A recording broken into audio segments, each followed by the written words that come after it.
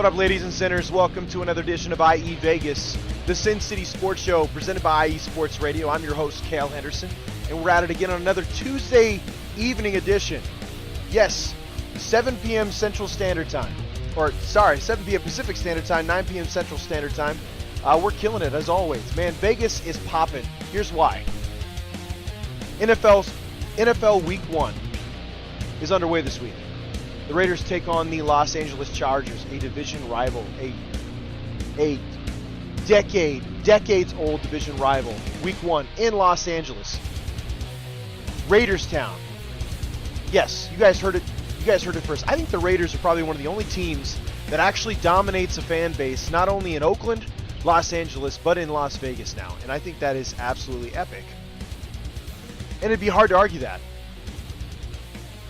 But they start this NFL season, Week 1 against the Chargers in LA, basically an additional home game. Just kidding. I imagine it's going to be a hostile environment. As long as there isn't any, rain delays or lightning delays over a covered roof, there shouldn't be any issues. I think it should go pretty smooth.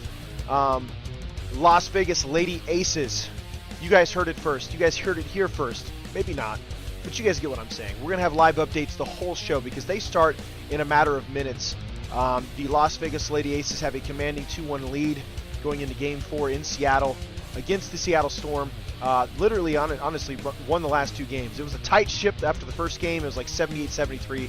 Since then, it's been all aces, and the Lady Aces are trying to close out this series tonight and move on to the finals. I mean, they want to do it. They want to get there. They're first in the WNBA as far as seeding is concerned. They're first in the West, and they want to be the first team to have a title appearance. And I'm still expecting to see them play the Chicago Sky, but it looks like Connecticut is trying to say something about that as we speak. That game is finishing up over there in Connecticut with 2 minutes, 30 seconds left. Connecticut's got a 98-79 lead over the Chicago Sky. Connecticut's a bit of a thorn in most teams' side, but overall, I still expect there to be a Lady Aces and a Chicago Sky meeting in the finals here, WNBA finals. With that said, we got to get there first, right? The ladies have to get there first, and the Lady Aces, who are all in, can clinch a title berth tonight with a win over the Seattle Storm in Seattle. So excited about that. We'll have live updates throughout the show. UNLV, we're going to touch base on them for sure. Adam Karnick is in the house, man, as always. Adam being the greatest teammate he could possibly be. I had the privilege of being on his show last night. It was an honor, man. If you guys get a chance, listen to Chi-Town Sports. In my opinion, I honestly think Adam has the best radio voice in all of IE Sports Radio. I wouldn't shy away from that. It's nothing against Larry, the man, the myth, the legend, Larry B himself. I think Adam's got a great show going on, man. He's got a great voice. That he does an excellent job, and he's an excellent teammate for that matter as well. He's always chiming in and giving great feedback. He's always in the chat. Doesn't matter what show it is, but definitely with Sin City Sports. I think we got a bit of a thing going on, Adam, and we got to keep that going, man. As the season goes on, let's make sure we continue to touch base, whether it's a quarterly thing, mid-season, man, I'd love to continue doing.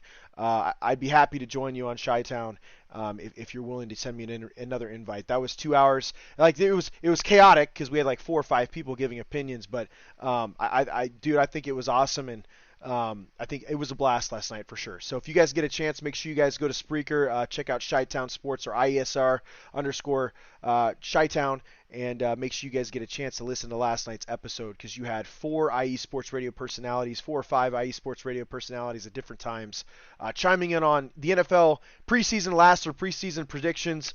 We're going to talk about that today as the show goes on. I'm going to give you guys my take on the 8 divisions, how I think the playoffs might roll. It's really literally a too early to tell type of prediction, but I'm definitely going to do it because I think it's worth noting. I was objective yesterday. I'm still a Raiders fan. I love my Raiders, but I'm also realistic. I still think they're building. They have something special going on in Las Vegas, and they could very well be a team, especially with the AFC West. We talked about it last night. They could very well be a team that finishes last. They could very well be a team that finishes first. Like that division is crazy. Anything that could happen. One injury could screw up the entire saga of that entire division, and it seems like every game is going to be prime time, so it should be fun to watch. But we're going to touch base on every division, and as we speak, Taryn Rodriguez chimes in. Taryn Rodriguez is the host of the volleyball show Set Point here at IE Sports Radio, another amazing teammate. Taryn, I don't know if you agree with me or not. I said this, and this is nothing against anybody at IE Sports Radio. I think Adam has a great show, and I think he's got one of the best radio voices out there. Maybe you can agree with that. I just really enjoy listening to him.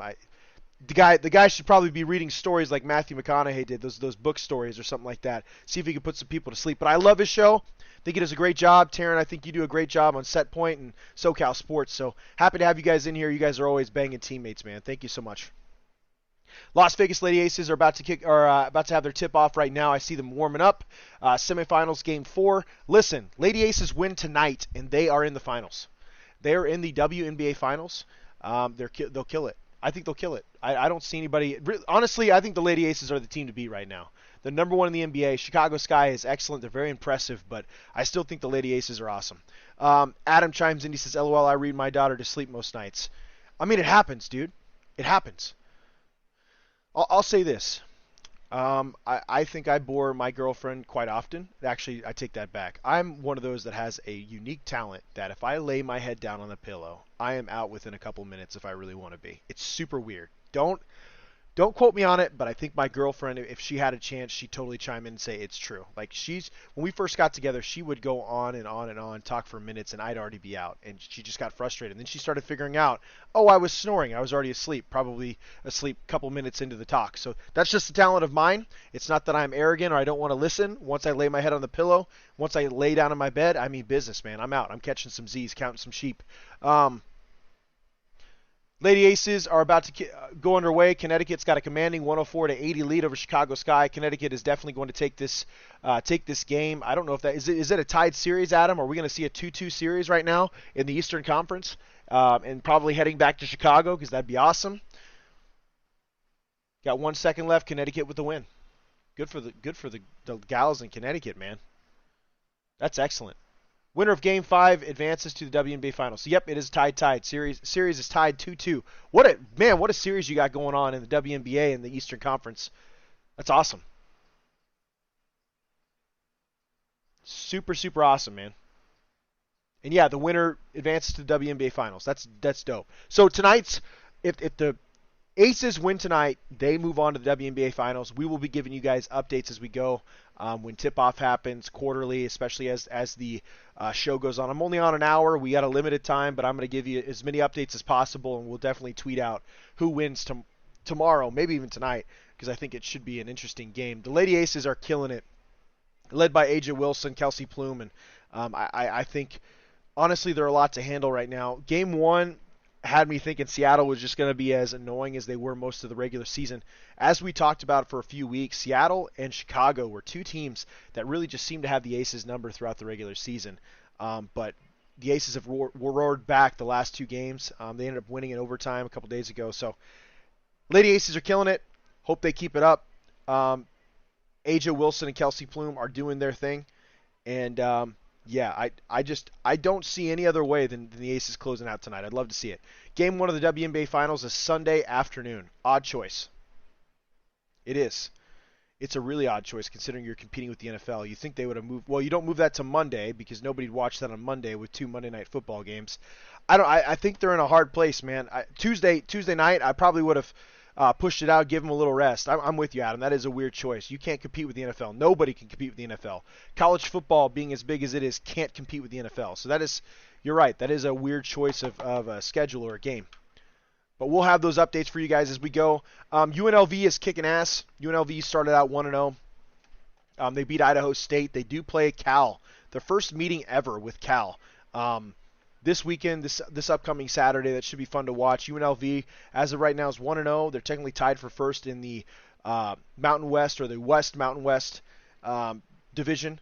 There's quite a few 1-1s. I will say Utah State kind of got the crap end of the deal because they ended up having to play Alabama, but Utah State will be fine because that's just an out-of-conference thing, and they probably got paid $1 million to play Alabama for that matter, so Utah State will be just fine. They're probably one of the better teams in the Mountain West by far. It wouldn't surprise me if they had the best record when it's all said and done. Fresno State's lighting it up. Nevada is a head-scratcher. I don't know if they can keep this up. I'm really surprised San Diego State did put up a little more of a fight, but they did play, a Power 5 team, so that's not surprising at the same time. The Mountain West is going to be a bloodbath once the season gets going. I imagine a couple of those teams will probably have a late December bowl game. If that stuff still matters to people in college football, we've talked about that here on the show. I think bowl games are great. I think they're awesome. They really do pass the time by during the Christmas holidays, but I don't like how they've been devalued by the playoff, and they're going to be even further devalued now that a bunch of people are crying about the same three teams making it to the playoffs and basically winning the national title every year. They think adding 8 more teams is going to make a difference, and it's not. It's kind of ridiculous. It doesn't make sense. It defies common sense for that matter. There's no competition, as we saw. Like, Oregon is an excellent football program. Yes, they have a new coach.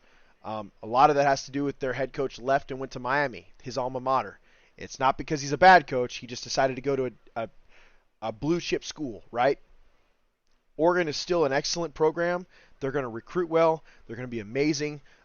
Unfortunate, Coach Lanning just didn't get his debut win, but he had to play Georgia in his very first game, coming off of a national title win. And Kirby Smart and that team look like they're not slowing down. They won 49-3. There's 3 teams in college football right now that are just nearly unbeatable until you get to the playoffs. You could say whatever you want about it. I just think there's 3 teams, and then there's everybody else, right? You have Alabama, Georgia, and Ohio State. Everyone else, you could have added Clemson a couple years ago. I just think Clemson's fallen off. They're not the same since Trevor Lawrence and that entire crew of NFL players left. You have Alabama, Georgia, and unfortunately, Ohio State. Those are the 3 teams, right? They're the NFL producers on a year-to-year basis, just loaded. You could probably throw Michigan as an arguable team that's like fringe elite, but those are the 3 elite programs. They make the playoff almost every single year, and there's no mystery as to why. I would not be surprised if we see another SEC matchup in the title game this year. Alabama and Georgia are just far above everybody else. I think Ohio State showed that they have an excellent defense this year compared to last. They did a great job against Notre Dame, but I don't see Ohio State being able to compete with Georgia and Alabama. They're just a head and shoulders above the rest, man. It's crazy. I think we see a repeat, and think we see a repeat performance there in the title game.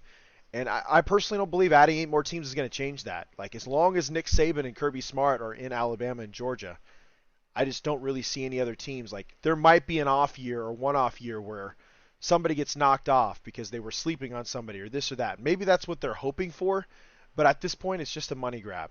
It's an absolute money grab in the NCAA, expanding the playoffs. It has nothing to do with competition because there really is no competition in college football right now.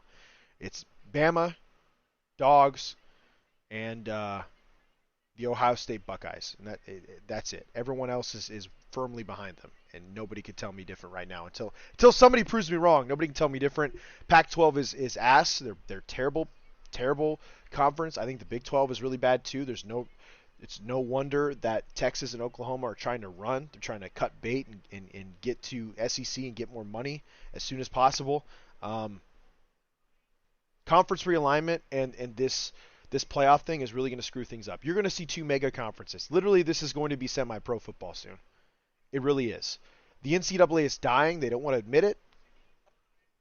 I know that this is kind of off topic from what we had listed as the topics of the show today, but it is what it is, man. We're talking UNLV. I think UNLV will end up being in one of those Power 5 conferences, and they probably won't belong there. No offense to them. They're still building their program. I think Coach Arroyo did what he had to do, and I still think they'll have a winning season. It'll probably be a 7-win season. But I'm salty about the conference realignment. I'm salty about the 12 team playoff. I just don't think it's good. It's great for business. I don't think it's good for bowl games. I don't think it's great for I think it's disingenuous to teams that make bowl games because those bowl games bring a lot of money to the school. They really do. Those bowl games and sponsorships help a lot. Keeps programs going. And this playoff is going to hurt that. So I hope that there's a really good split involved with all that. I can't guarantee it. I don't know what the figures are, but I hope there's a really good split involved with all 12 teams. If there's going to be a realignment, especially with the billions of dollars they're going to get from television companies or networks to host these playoff games. Again, money, but it better benefit the schools. It better not benefit NCAA as much as it benefits the schools and the athletes, for sure. We're going to go to a quick break. I'm going to play my fellow teammates that are in the chat. I'm going to play their drops, and when we get back, we're gonna give you a live update of the Las Vegas Lady Aces, who just had tip-off. We're going to go over that, touch base on UNLV one more time, and then we're going to get into the Week 1 schedule of the NFL when we get back here on Sin City Sports, IE Vegas, presented by IE Sports Radio, your direct feed for all that is sports.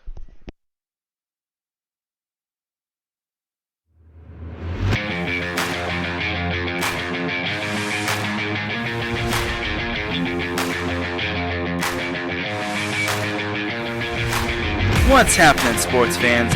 Are you a fan of Southern California sports? Are you looking for a show hotter than a hot summer day in California? Then look no further than the SoCal Supreme Sports Show, where I talk about all things Southern California sports. That's right, all sports teams from Southern California. From the hard-hitting tackles of the NFL, to the killer crossovers and big three-pointers of the NBA and WNBA, to the grand slams of the MLB, to the bone-chilling goals of the NHL, and to the booming kicks of the MLS, the SoCal Supreme Sports Show has it all for you. Oh, and let us not forget about the college sports as well. So join me, Taryn Rodriguez, every week here on IE Sports Radio, your direct feed for all that is sports.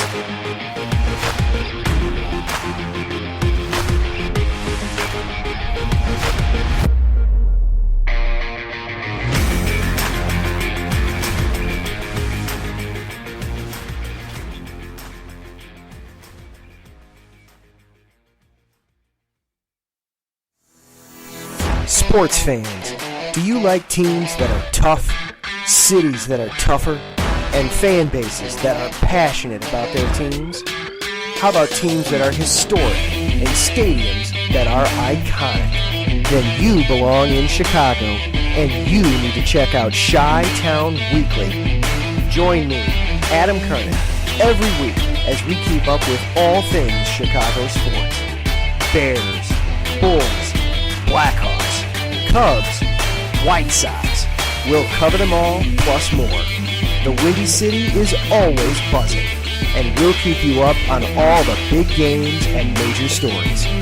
So tune in to Chi-Town Weekly every week right here on IE Sports Radio, your direct feed for all that is sports.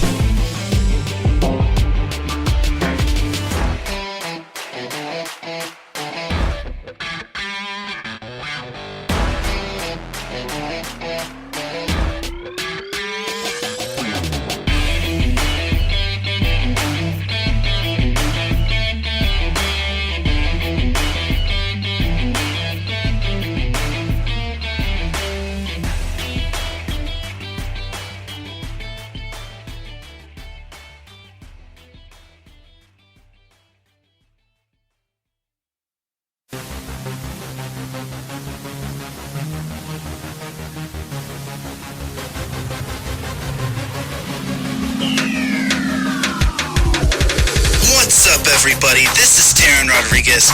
Are you a fan of volleyball? Are you a fan of Thunder Spikes?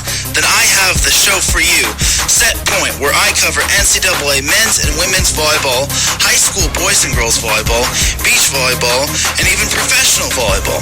Catch the action every week here on IE Sports Radio, your direct feed for all that is sports.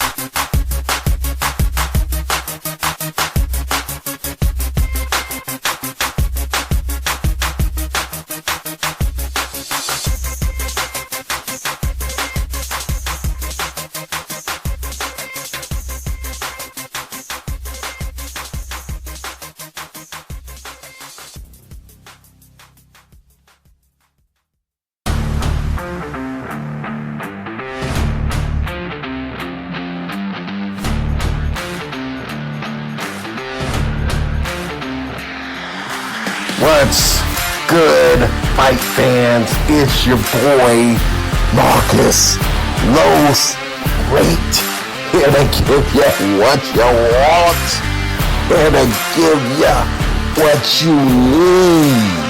Yeah, man. Yeah. I'm coming to you live, straight from your mama's basement with a crispy, awesome white tea. They're coming to you live every Tuesday at 10 p.m. Eastern Standard Time. Powered by IE Sports Radio, your direct feed for all that is sports.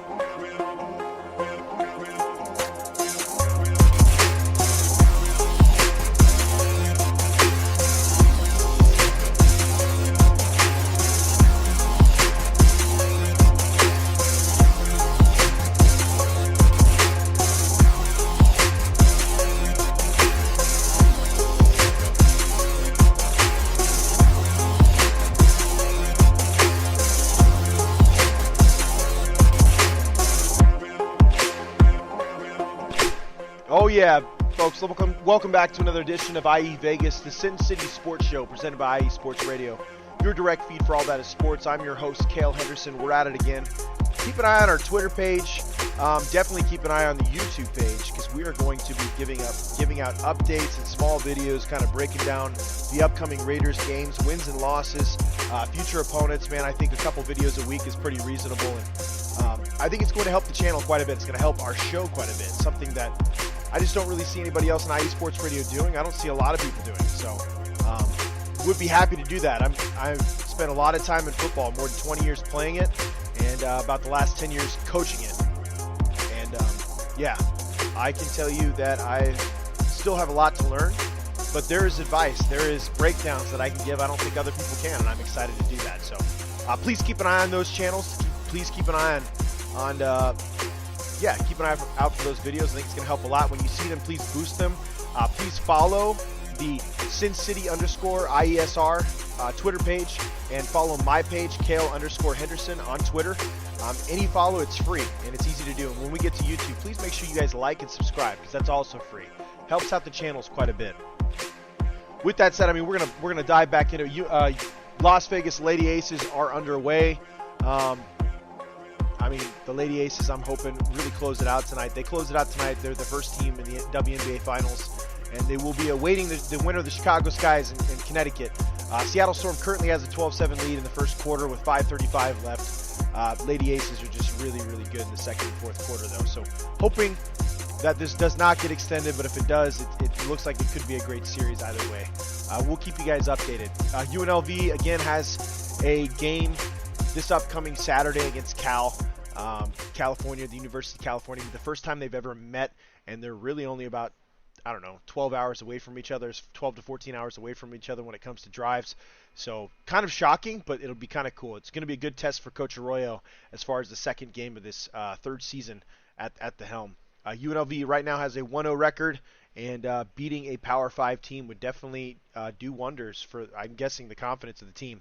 Adam Karnick chimed in. He said earlier, right just before the break, or just as break started anyway, he said, I think expanded playoffs will help preserve conferences. Extra playoff teams means teams won't feel as obligated to affect. I'll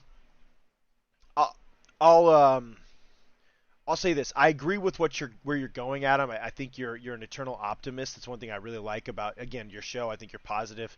You do a great job of putting a positive spin on anything. I think what you're saying makes sense if they would have done it before USC, UCLA signed the paperwork to leave for the Big Ten, and Texas and Oklahoma leaving for SEC. Like what you said, what you're saying would have made a lot more sense if this would have taken place and the expanded playoffs would have happened, or that agreement would have taken place before those four major blue chip schools in college football wouldn't have left for new conferences to chase the money, right? Like if this agreement would have taken place and all of the television network deals would have been hammered out before these four teams would have signed that paperwork, I think that would have made the world a difference, and you would have been 100% spot on. I disagree now. It's too late. It's too little too late. The Big Ten and the SEC are way too big to fail. They will have contenders in the title matchup almost every year. And, the ACC, Big Ten, or sorry, the ACC, Big 12, and Pac-12 are on the outside looking in unless some programs do some major soul searching and improvements. But that would mean they'd have to out-recruit the Big Ten and SEC. And I just think the Big Ten and SEC, especially with the upcoming TV deals with Fox and ESPN, I just don't, and the NIL being what it is, I just don't see those three conferences in the Power Five really competing with the SEC and Big Ten. Again, I don't disagree with what you're saying. I'm not trying to be disrespectful. I think you have a major point here. Again, Adam Karnick stated as the break went into effect, I think the expanded playoffs will help preserve conferences. Extra playoff teams means teams won't feel as obligated to defect.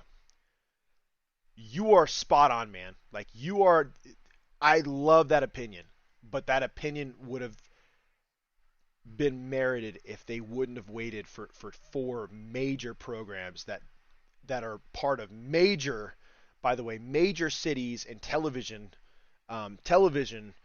markets didn't defect, or I wouldn't say defect, they upgraded because they moved out of bad conferences to better conferences where they're going to get more money. Adam chimes in and says that's really fair. This does feel like a reactionary move by NCAA. The NCAA is on borrowed time, man. Like, this is a huge L for them.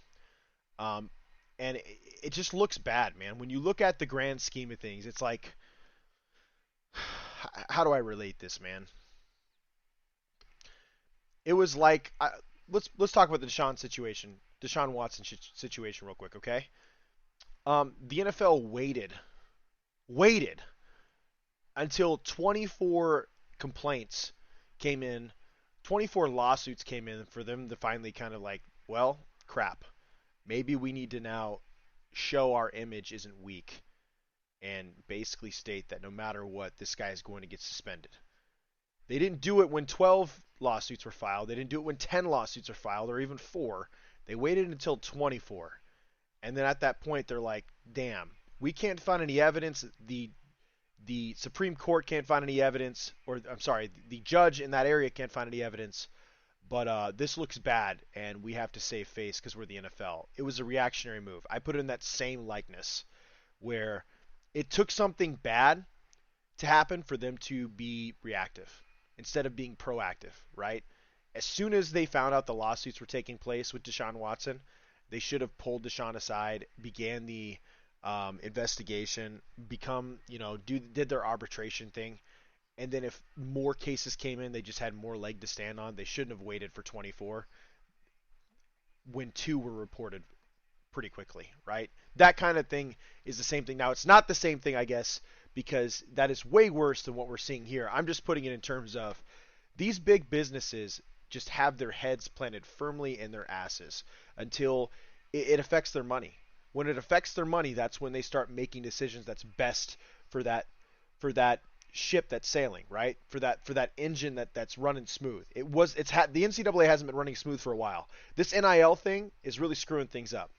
And the playoff thing, I thought the playoff thing, and Nick Saban kind of touched on it years ago. I've talked about it on this show a few times.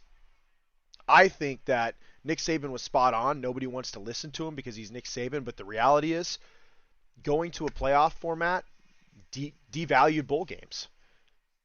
And he also predicted that when you devalue bowl games, you're going to devalue the meaning of those bowl games. Therefore, athletes that are looking at a chance in the NFL will not play in those bowl games, and that's a huge draw for the bowl games and for the school. So therefore, you affect the school, you affect the sponsorship in the bowl games. He's been spot on with all of this, man. And at the end of the day, it's so funny that people say, well, he's on his high horse or he's just on his soapbox, and it's like, dude, he has nothing to worry about. He's at the University of Alabama. He's a 7-time national championship coach. He's not complaining. He's actually looking out for the betterment of college football, but nobody's listening because he's Nick Saban and he's got 7 national titles. They just act like he can't do it. They act like he's just the villain, and I don't think he's the villain at all. I think Nick Saban's viewed to be the villain. I don't think he's the villain at all.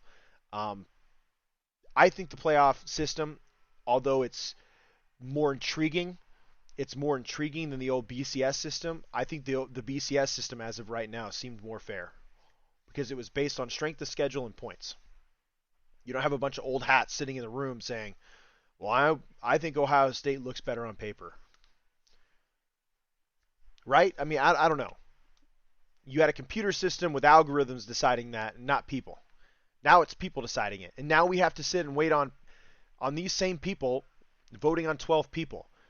Voting on 12 teams. Sorry. Voting on 12 teams. I just don't like it. I think it's bad, and I think it's going to devalue bowl games because halfway through December, these games are going to have to start, and those bowl games that we look forward to from the smaller schools, I don't think they're going to be as valuable to me. So I like your points though, Adam. I think you're spot on. Again, I think you're an eternal optimist, man. I think you're on the right path. It's too little, too late. It was 100% a reactionary move by the NCAA.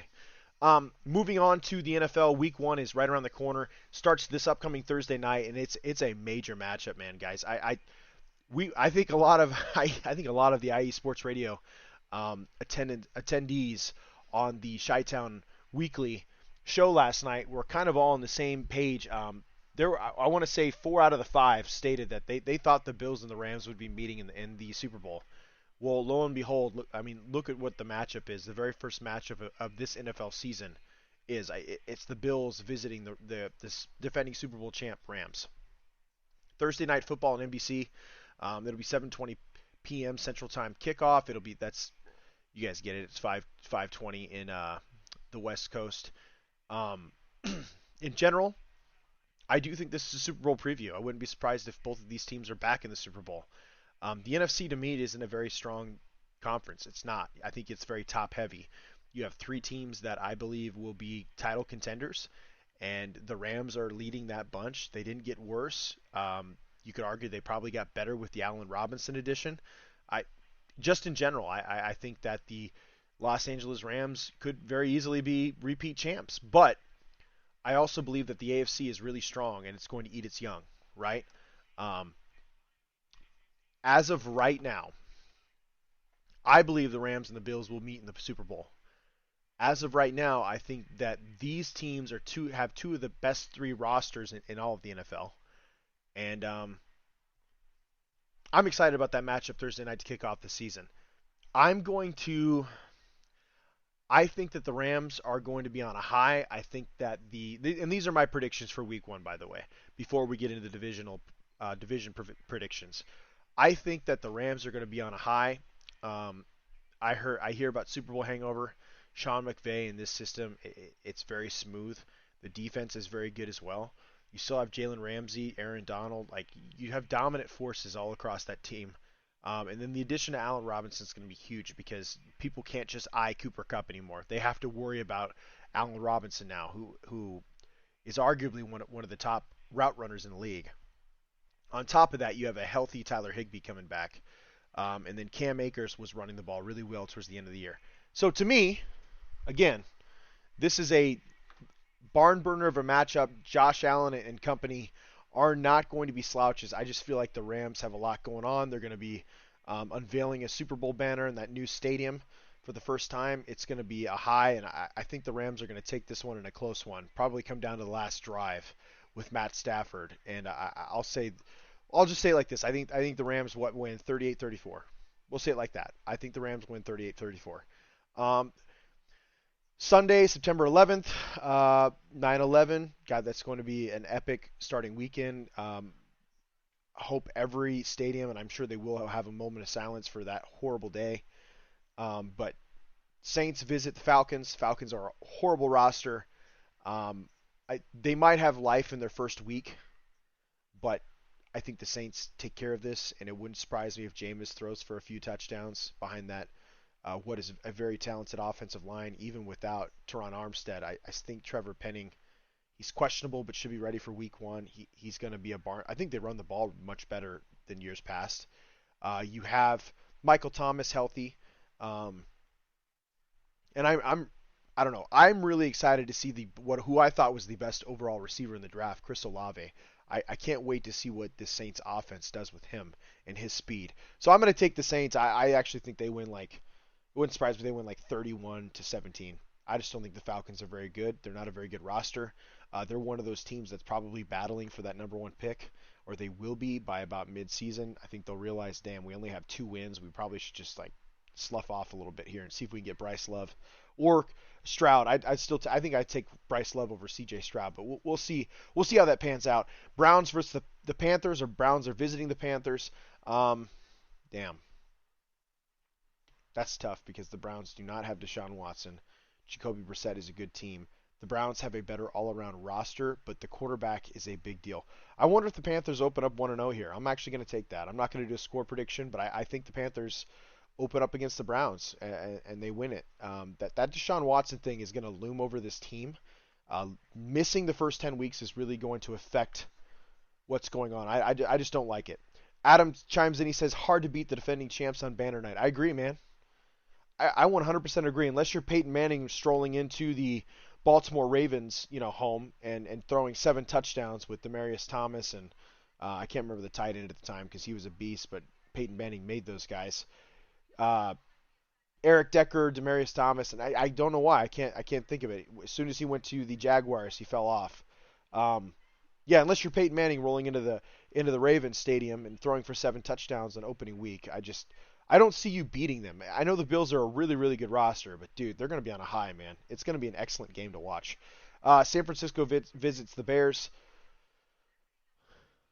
I'm sorry, Adam, but the Bears are just not a good team.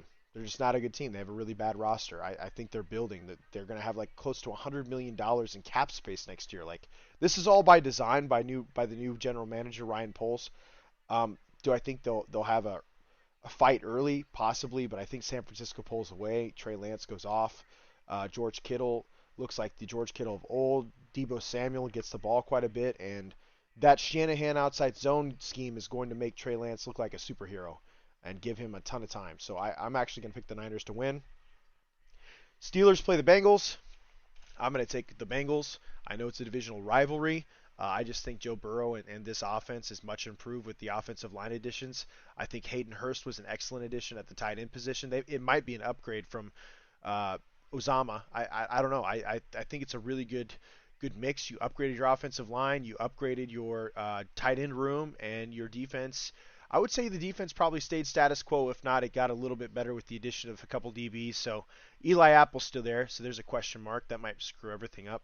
But I do think the Bengals beat the Steelers. I think the Bengals have a better overall roster, and they're starting off at home. And Joe Burrow is ice cold. And he's playing Mitch Trubisky or Kenny Pickett, depending on how bad things go. So I'm going to take the Bengals. Lions versus the Eagles. Dude, wow, what a matchup. I do think the Lions are going to be one of the most improved teams this year. I did pick them second in the AFC North in last night's Chi-Town weekly episode. I just think that they have weapons all over that offense. If Jared Goff can stay healthy and distribute, they'll be fine. But the Eagles, in my opinion, have the best offensive and defensive line in the league. Like, dude, just studs everywhere. Mailata, Lane Johnson, Jason Kelsey. I don't know, man. I think the Eagles have one of the best defensive line or best offensive lines in the game. Defensively, they still have Fletcher Cox. They have the big Jordan Davis. I don't know, dude. Brandon Graham's still there, dude. The Eagles are studs. They're gonna be studs. They have 2 stud cornerbacks in James Bradbury and Darius Slay. It's gonna be very hard to run the ball on. It's gonna be very hard to pass on them when you have 2 number 1 corners. And I think Jalen Hurts is gonna have a hell of a year. Especially with A.J. Brown and Devontae Smith going into his second year. I'm going to pick the Eagles to win this one. I'm not going to say landslide because I think the Lions are going to be a very competitive team this year and put up a lot of a big fight no matter what game they're in. They just have that kind of personality from Dan Campbell, who I like a lot. But I'm going to take the Eagles because I think they have one of the better rosters in the league. Low-key one of the better rosters in the league, and they're playing a second-place schedule, which bodes well for them. Adam Karnick chimes in. He says, LOL, the Bears have an easier schedule this year, but a weaker roster to match. It's crazy, man. Listen, Ryan Poles came in and he said, I'm selling the farm. Let's be honest. He's not going to say it out loud because you don't want to do that. But he had a conversation with ownership and he told them, I'm sorry, man, but we have to make some steps to secure our future. And they got rid of Mac. They got rid of some good players. It is what it is. So I think the Bears are cleaning house. They've kind of got an empty roster this year. I think they're hoping to find some diamonds in the rough that they can keep on the roster and then build around, or foundational pieces. I'm sure they were feeling that way about Tevin Jenkins, so hopefully that turns out better than what it sounded like so far. But the Bears they're a team that could be picking in the top 5 next year, which is a great situation for them in Justin Fields. I just hope they invest in their foundation, their offense and defensive line. I hope they get some weapons for Justin Fields. If you can, try and trade out of that top 5 and get multiple picks and just really put some pieces around Justin, because the Bears need everything, and it sounds like they'll have about $100 million in cap space starting next year. So we'll see what happens, but it's obvious that he went in there saying, man, we're going to sell the farm and figure out what we can do. Colts play the Texans. Lovie Smith is a great – I think Lovie Smith is an excellent coach. I shouldn't say great coach. Excellent coach. I think the Texans will be ready to go. They were better than they got credit for last year. Davis Mills should be fine. It says a lot about, where Davis Mills is and how the Texans feel about Davis Mills, considering they were just willing to get rid of Deshaun the way they did, and with all the accusation. And they brought in a haul. They had an excellent draft along with the Ravens and the Jets. And the Lions, I should say. But I don't think they're enough to beat the Colts. I think the Colts' offensive line is just stacked. I think their defense is very good. Matt Ryan is a huge addition. I think the Colts win, and they probably win big. Patriots, Dolphins. Is this the Dolphins' year to overtake the Patriots? Will they be in a high? I'm going to trust the hoodie for game 1. The hoodie knows what he's doing. I'm worried about their offensive play calling because they still haven't named that play caller yet. I still think that Mac Jones is a very serviceable quarterback. Devontae Parker and Jacoby Myers will be fine. That run game is going to be unreal because the Patriots always have a top 10 run game. And Mac Jones is going to take care of the football. So we'll see what happens. That Patriots defense is always really salty, maybe weaker than last year based on the departure of J.C. Jackson and stuff like that. They're going to have to develop some guys. But I would still trust the hoodie over a new Mike McDaniels right now. Mike McDaniels is going to be a thorn in the side of the Patriots for years to come, especially with Tyreek Hill and Jalen Waddle and Raheem Mostert and that newly formed offensive line. I'm still not sold on Tua, but I just think as of right now, I'm gonna take Hoodie and his experience and see what happens. Baltimore versus the Jets. Baltimore in a landslide. I just don't think the Jets are a very good team, and they're missing their starting quarterback. Jaguars and Commanders. Honestly, that's a toss-up because both teams are not very good. Although the Jaguars are a much improved roster, I still don't trust them. And the Commanders have Carson Wentz, so anything could happen. I'm actually probably going to roll with... I'm going to say the Commanders, honestly. It's nothing against the Jaguars. I just don't know if they're ready yet. Carson Wentz doesn't do enough to lose you games. He doesn't do a whole lot to win you games either. So I'm going to... I do think Ron Rivera is going to have a touch on this. We're going to see really... That defensive line is one of the best in the NFL by far. They just are on a bad team. I'm going to take the Commanders for week 1. We'll see what happens. But I'm going to take the Commanders for week 1. Titans, Giants. Titans in a landslide. Giants are really bad. Cardinals, Kansas City Chiefs. I just don't think the Cardinals have enough firepower without DeAndre Hopkins. And Kansas City is going to come on a warpath. I don't think they're getting enough credit. Kansas City's getting slept on. They could easily finish first in our division. They could easily finish third. I don't think they'll finish last by any means. Kansas City's still going to have a good team. They have an excellent offensive line, excellent defensive line. Their DBs are really suspect. So that'll help some teams out. But Patrick Mahomes still has Travis Kelce. Scantlin's going to be better than what people think. I think Juju Smith-Schuster has had an excellent camp according to what I've read. And Sky Moore is going to come on late. But I still think they have more than enough in the tank to take out the Cardinals in Arizona for week 1. The Raiders versus the Chargers. I'm going to take the Raiders here. I know that I'm a Las Vegas Raiders lover. I know that I'm the host of this show. But I'm going to be realistic with you guys. How are you going to cover Davante Adams, Darren Waller, and Hunter Renfrow?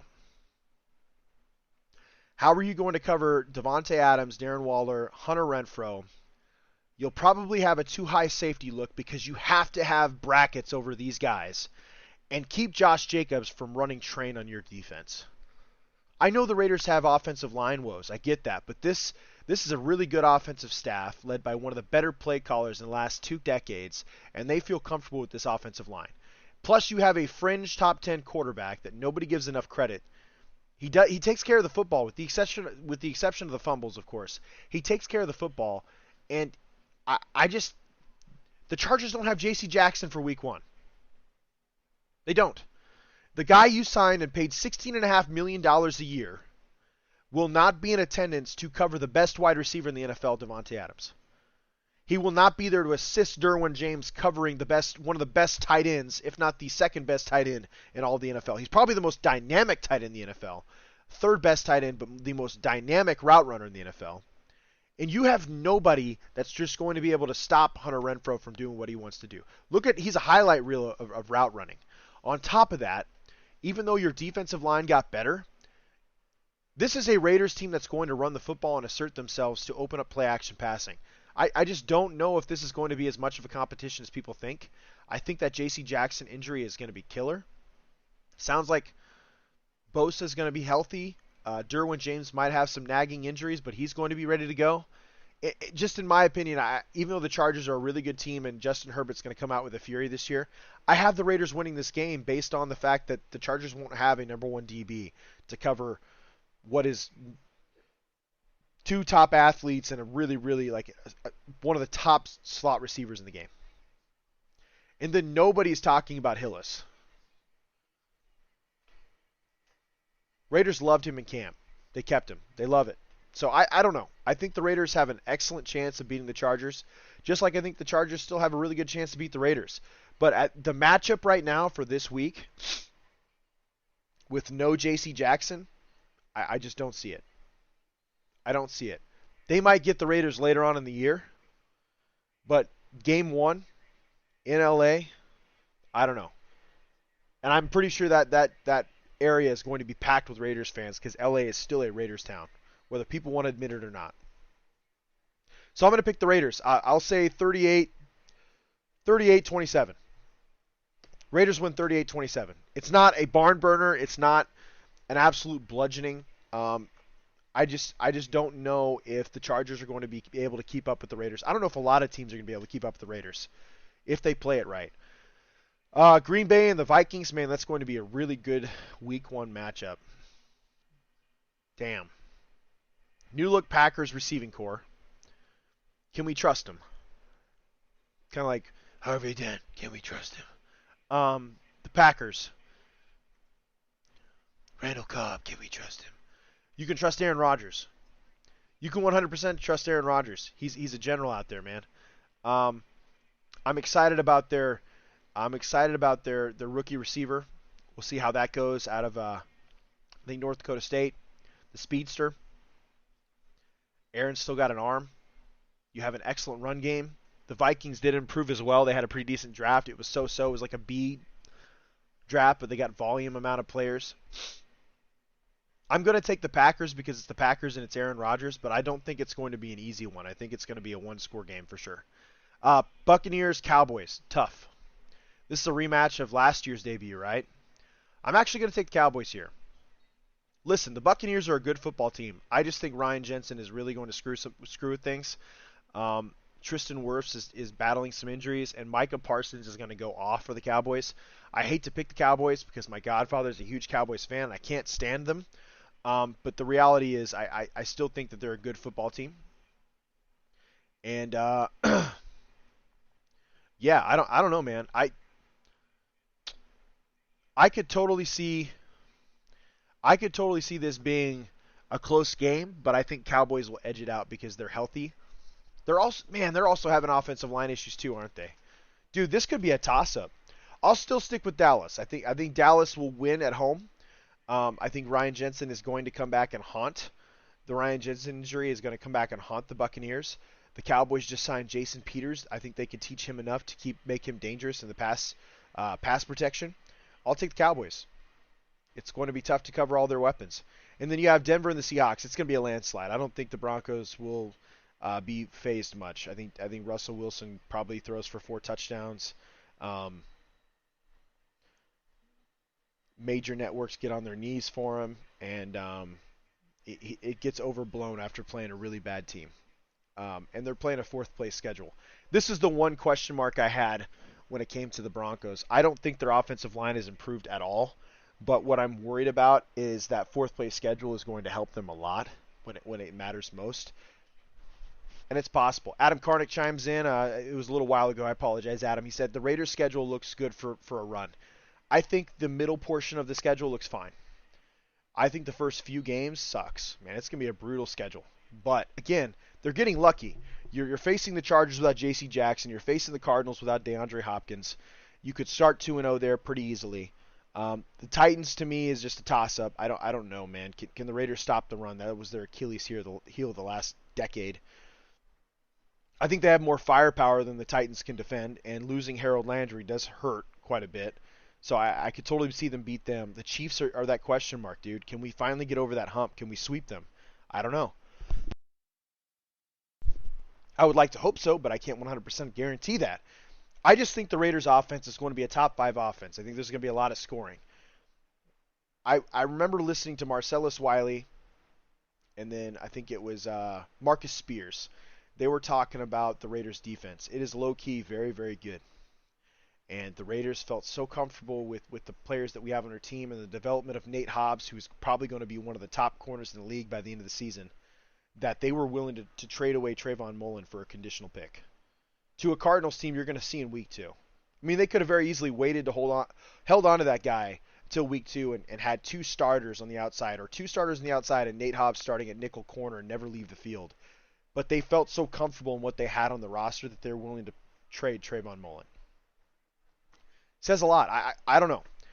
Division winners, we'll kind of touch base on that before we close the show because we're just a few minutes out from a close. Guys, there's never enough time, and we'll talk about that, but I think we kicked ass nonetheless. It's been a really good show. Let's see here. Let's start with the NFC North. I'm picking the Packers. I think that's a pretty easy one. I do think the Vikings are going to put up a fight. I do think that the Detroit Lions are going to be much better than what people say, and Detroit Lions will be my surprise pick for second place in division. I don't think a lot of people have them picked there. When you look at their roster up and down, they have a ton of weapons. They need to improve the defense, but I think that they're going to score a lot of points this year. And if Jared Goff can stay healthy and get the ball to Amon St. Brown and DJ Chark, who nobody's talking about because of the Jamison Williams first-round pick, I truly believe that they're much improved. You have Taylor Decker and Penei Sewell to be bookends on your offensive line, and 2 pretty damn good running backs with DeAndre Swift and Jamal Williams. I don't know. Jared Goff just doesn't have to mess up, man. He just has to facilitate that offense, and they're going to score a lot of points. I'm actually excited. I could totally see them go second in the division. Pencil that now. Write it down. It sounds unbelievable, but I think they're going to go second in the division. That'd be a huge improvement for them. So I have the Packers winning the North. NFC West, I have the Rams. I just don't really think the Cardinals are that great. The Niners are going to be very competitive. It's funny how the Niners and the Rams seem to always meet in the playoffs when it matters most. It's interesting. And they're both outside zone teams built on the zone run game, play action. I think it's amazing. The Shanahan-McVay tree there that's going on there.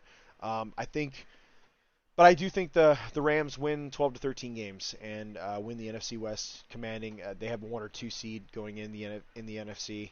NFC South, I'm going to pick the Bucks.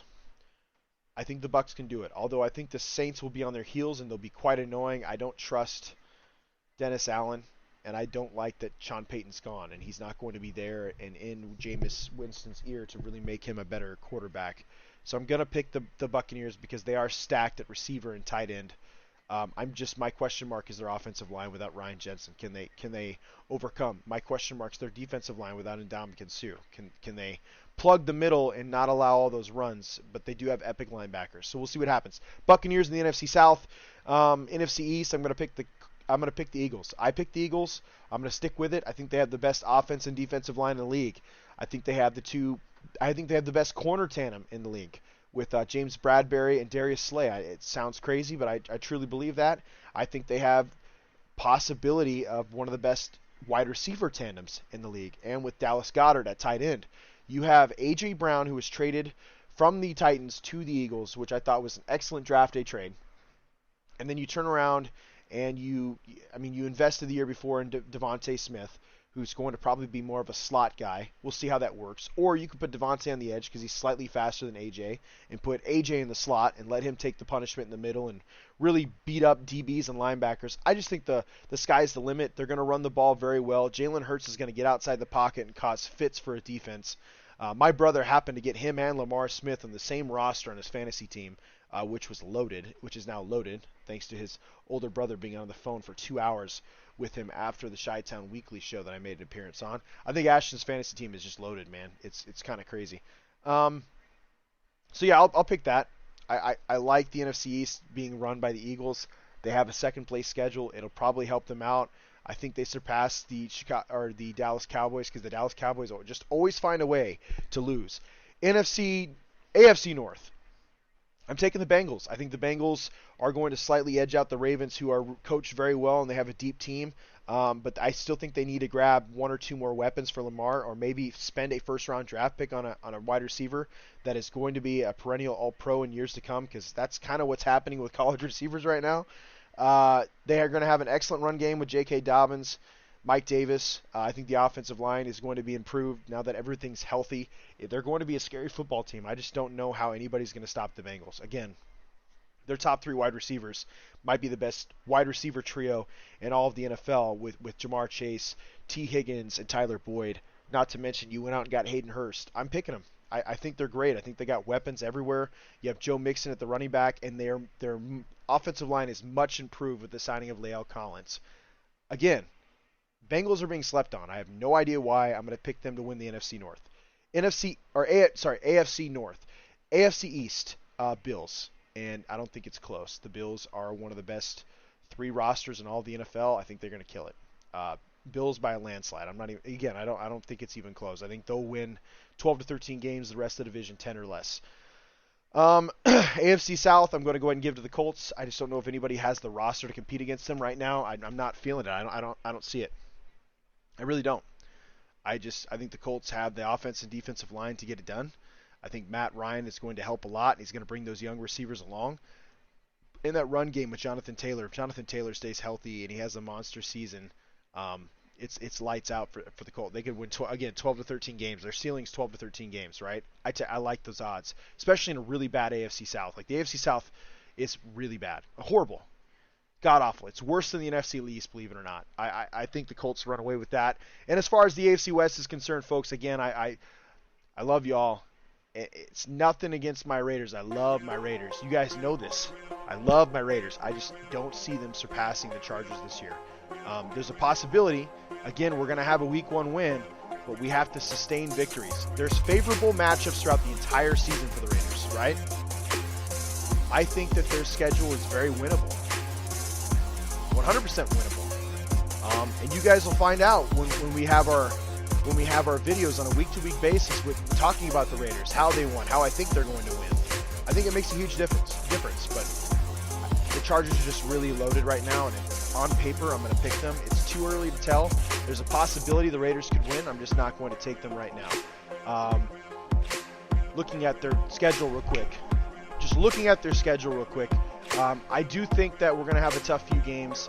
I think the first two games are a win. It's a toss-up with the Tennessee Titans. I think that the Raiders can beat the Broncos. I think that is in Allegiant Stadium. They're going to have toss-up against the Kansas City Chiefs. Kansas City Chiefs can totally win. If they go into this bye week 4-1, I'm feeling really pleased. 4-1, 3-2, I'm feeling pleased, right? Then you have Houston, New Orleans, who I think the Raiders beat. Jacksonville, I think the Raiders beat. Toss-up against the Colts. Toss-up against the Broncos. Win against the Seahawks. Toss-up against the Chargers, Rams. But you have the Patriots, who I think they beat. Steelers, Niners, I think they beat. And then they finish up with the Kansas City Chiefs. Again, this is a possibility of a 11-12 win season. And that's an improvement from last year. I'll take it. Especially with a better roster in a gauntlet of a division. You guys know how it is. Make sure you guys tune in. This is the Sin City Sports Show presented by IE Sports Radio, your direct feed for all that is sports. Tune in every Tuesday at 7 p.m. Pacific Standard Time. Make sure you guys keep an eye on the Twitter page. Follow, like. It's free, and it's great for the channel. But we will have updates as the game goes on. As always, folks, thank you so much for your time. Thank you for listening. Thank you for another epic edition of IE Vegas. Love, peace, and hair grease.